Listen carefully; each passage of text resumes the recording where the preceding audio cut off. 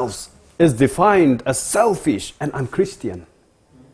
So Christians often extol altruism.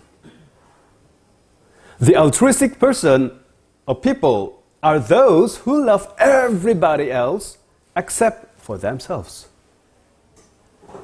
They would sacrifice their lives for others, even for people whom they don't even know. But remember that this is the first-class ticket to burnout. Well, a closer look or a closer reading of the Good Samaritan parable gives us a healthier understanding of what it means to care for others while still caring for ourselves. In the parable, the Samaritan comes down the road on his way to do his own work. Then he sees a traveler dying or almost dead, and he has compassion for him. The Samaritan provides immediate first aid so that the traveler doesn't bleed to death. Then he brings the traveler to the inn. Thus, the Samaritan shares both his time and his money to care for the traveler. But after helping the wounded traveler in every possible way that he could, he continues on his journey. The Samaritan continues on his journey with a plan to check in later. We find that in Luke chapter 10, verse 35. Let's read together. On the next day, when he departed, he took out 2 denarii, gave them to the innkeeper, and said to him, "Take care of him, and whatever more you spend, when I come again, I will repay you." When he departed means he entrusted the traveler, the wounded traveler, into the care of the innkeeper, and he went on to his journey, his destination. So, the Samaritan did not give everything away. He did not endure, hurt, or neglect the self. He loved himself and he loved his neighbor.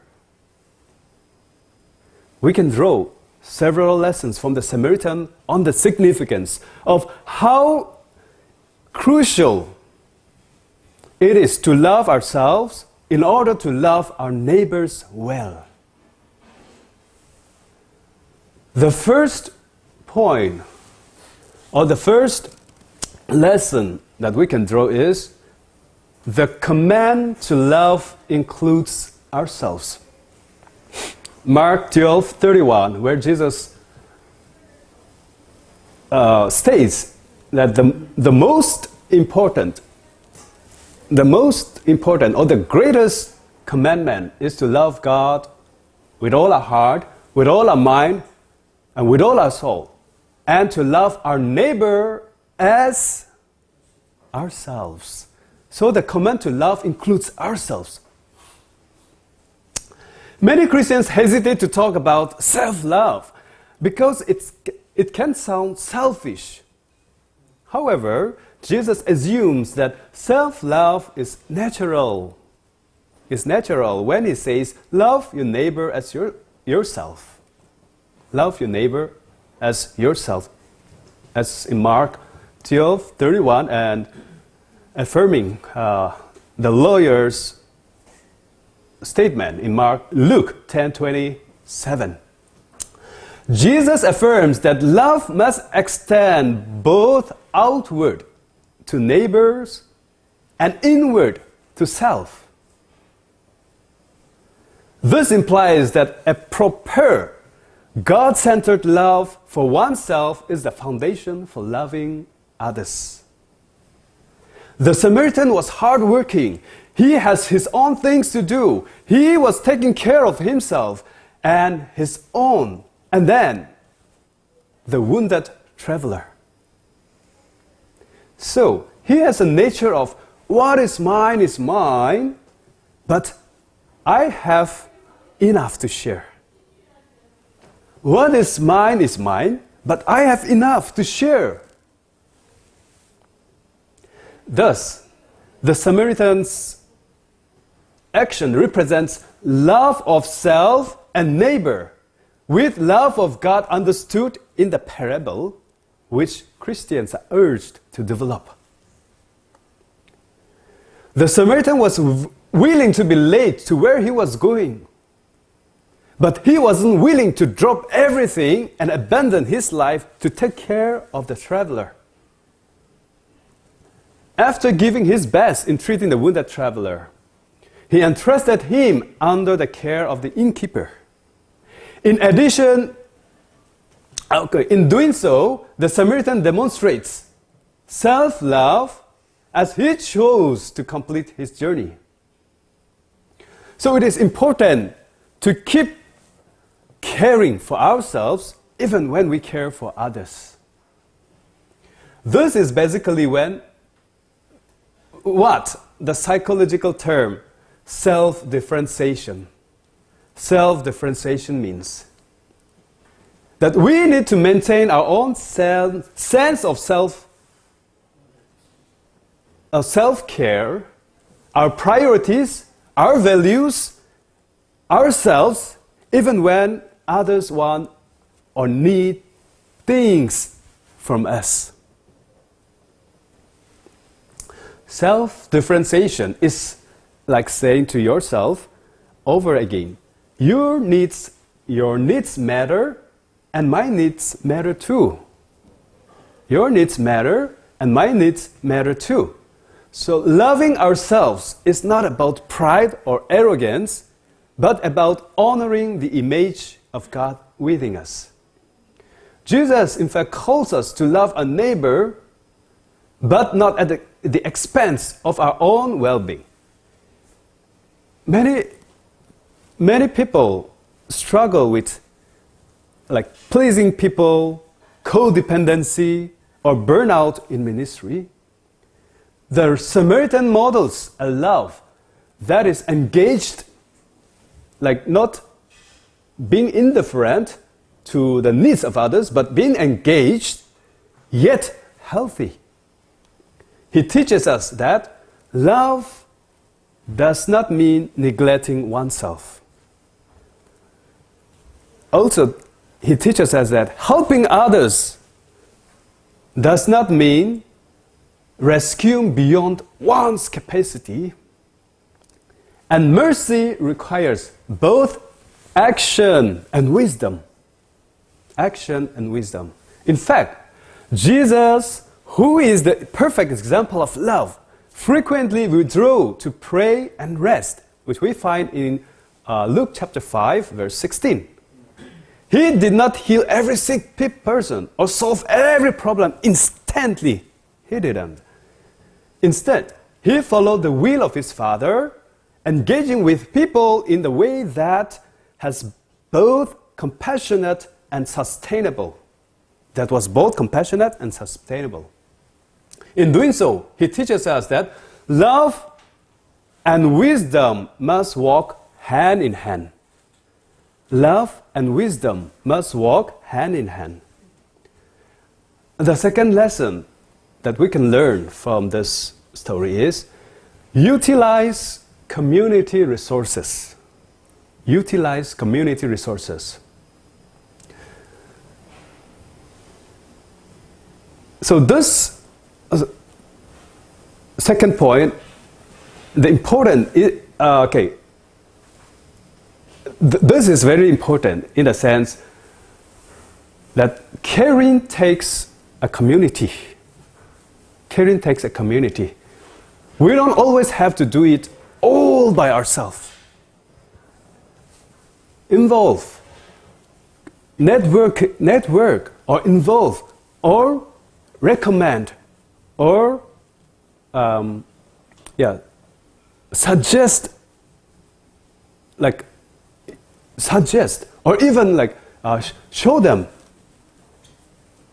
ways not to be handicapped, totally dependent, but that they can also work on their help them to help themselves. It's also very important in the long run.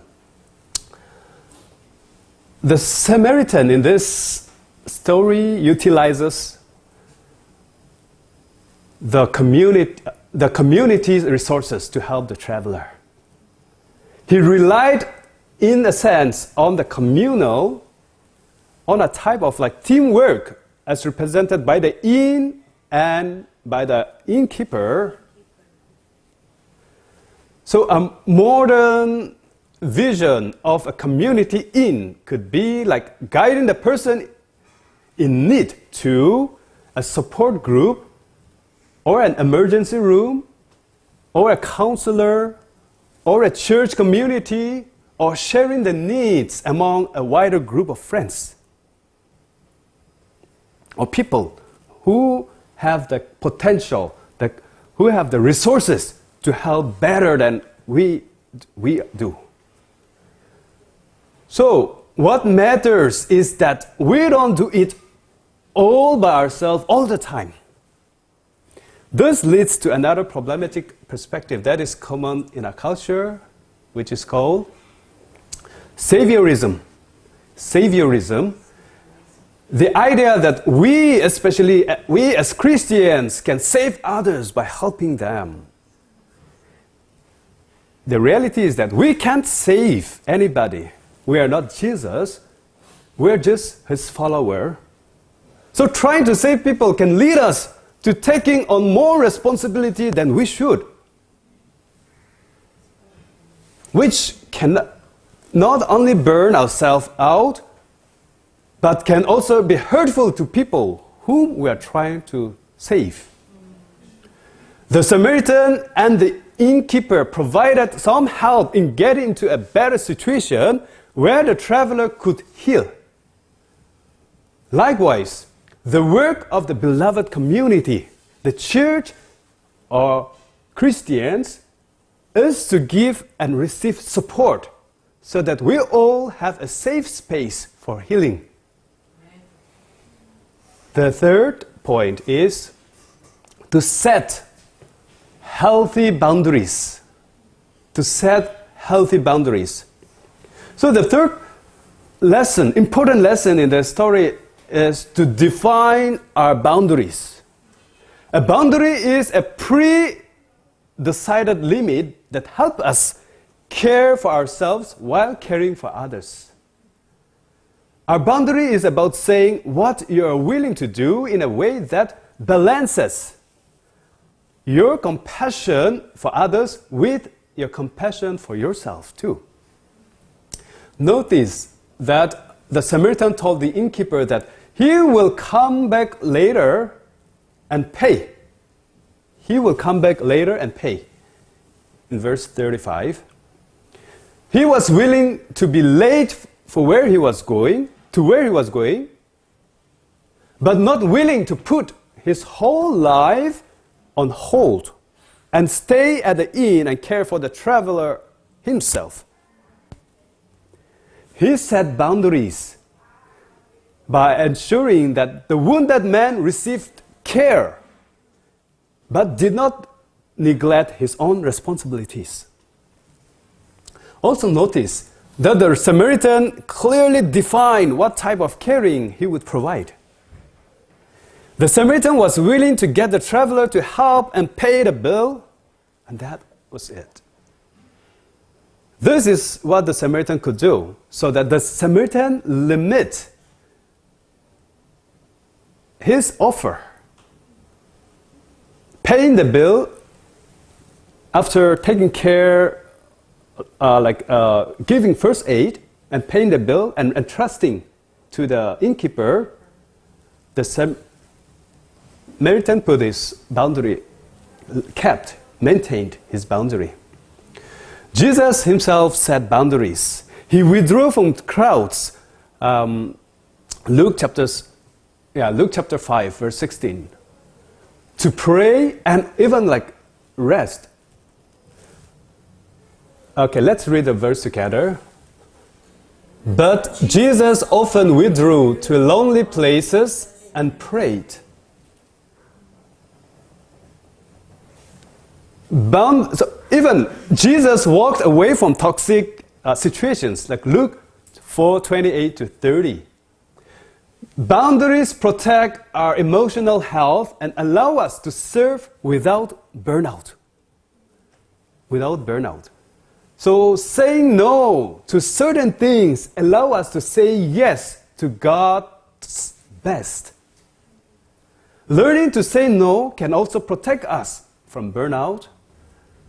Loving ourselves means not allowing people or situations to drain us completely or to the point where we have nothing left to give. No. But how can we practice this? First, learn to say no when necessary. Learning to say no when necessary. And also prioritize. Prioritize time with God, with oneself, with family, and the church community. Prioritizing time is important. The fourth and last point is loving our neighbor is a reflection of loving ourselves. Loving our neighbor as a reflection of loving ourselves. Loving ourselves is not about selfishness, but it is about stewardship. Stewardship. When we love ourselves in a way that honors God, we position ourselves to love others with the same grace, kindness, and generosity that Jesus modeled. The Good Samaritan did not hesitate to help because he had the resources like oil, if we read, as we have read, oil, wine, and money to pay, also the donkey. He had compassion and the energy to do so. Had he been exhausted, bitter, like emotionally unhealthy, negative towards the Jewish, which was common, or was he self-focused, he might have walked past the wounded man, wounded traveler like the priest or the Levite. So his ability to love his neighbor was rooted in his own well-being. Likewise, if we are drained, broken, and exhausted, we will struggle to love our neighbors effectively. But when we love ourselves rightly, wisely, godly way, we love others out of abundance and not exhaustion. For we cannot pour into others from an empty vessel. When we are empty ourselves, we cannot pour into others.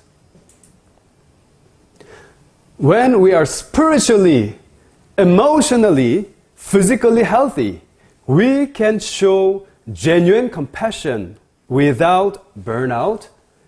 We can offer patience and grace instead of frustration. And we can set healthy boundaries to sustain long-term love for others. Therefore, spiritual nourishment, emotional, mental, and physical self-care are imperative for us to love others in a way that is wise, healthy, and sustainable for a long-term, long run. I want us to leave a few questions to seriously ponder or reflect upon. The first question: am I neglecting self-love in the name of loving and serving others? Am I neglecting self-love in the name of loving and serving others? How well am I taking care of myself physically, mentally, emotionally, and spiritually? Are there any areas where I need to set boundaries or extend grace to myself? Please take this question seriously and reflect. In conclusion, the Samaritan did not give everything away, as I mentioned earlier. He did not endure, hurt, or neglect the self. He loved himself and he loved his neighbor. In stopping to bind the injured man's wounds, in relying on the inn, and in completing his own journey, or went on continuing his journey, the Samaritan reflects not only the absolute value of another's life, but the infinite worth of his own. The parable implies then that loving neighbor and loving self together exemplify the path to loving God.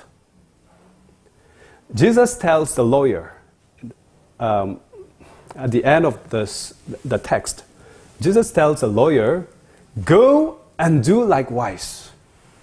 Go and do likewise. This is a command to love God, love ourselves, and love our neighbors in a balanced way. The Samaritan's love was thoughtful, structured, and sustainable, a model for us all. May we learn to love ourselves in a way that glorifies God,